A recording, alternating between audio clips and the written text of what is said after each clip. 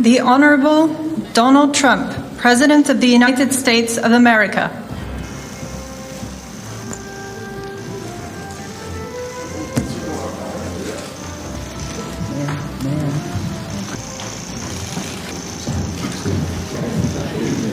For too long, one ally, the United States, carried too much of the burden of that commitment.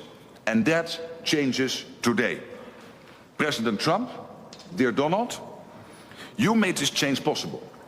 Your leadership on this has already produced $1 trillion in extra spending from European allies since 2016. And the decisions today will produce trillions more for our common defense to make us stronger and fairer by equalizing spending between America and America's allies.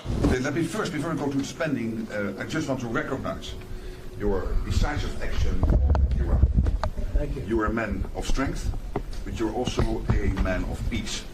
And the fact that you are now also successful in getting this ceasefire done between Israel and Iran, I really want to commend you for that. Thank you. And I think this is important for the whole world. Then on spending, it's absolutely true. I want to state here, without President Trump, this would not have happened. In 3 stages. When you became president in 2016, 2017, you forced Europeans and Canadians to pay more. At this moment, the result of that phase is $1 trillion extra aggregate defense spending by the Canadians and the Europeans. Then came phase 2, when you became president in January last year. Phase 2 is that all the countries not yet on 2% have now committed to the 2%. This is the old goal from Wales in 2014. 7 were not on 2%. Some were saying somewhere in the 2030s. Now this year, all of them, including Canada, including Italy, including Belgium, they have all now committed to the 2%. And now comes the big splash. Today, we will decide to go to 5%. We have to keep ourselves safe from our adversaries, but also because it is fair to equalize with the United States. With this 5%, the Europeans and the Canadians will equalize their defense spending with the United States. So this is not about American taxpayers paying more. This is about Europeans, Canadians paying more. And again, this would not have happened. I'm really saying this here. And some people might criticize me, but then when I speak with them, they all say, yes, you're right. This would not have happened if you would not have been elected in 2016 and re-elected last year and back into office in January. So I want to thank you. Well, thank you very much.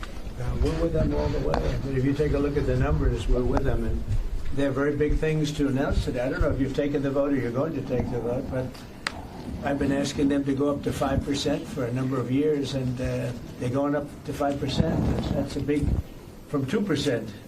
And a lot of people didn't even pay the 2%. So I think that's going to be very big news. NATO is going to become very strong with us. More importantly for the pilots, for the military, you take their guts out. You take their absolute guts out. They had a tremendous attack. It was a complete obliteration. The other team, the other group, Iran, said, let's stop this. And you know what? Israel said it too. Very smart. They fought like hell, and then they said, let's stop. And they're going to build themselves. And I really see it as sticking. I mean, we may do papers on it, Marco. Maybe we're going to do papers. I don't even know if you need them. They're not going to be fighting each other. They've had it. They've had a big fight, like 2 kids in a schoolyard. You know, they fight like hell. You can't stop them. Let them fight for about 2-3 minutes.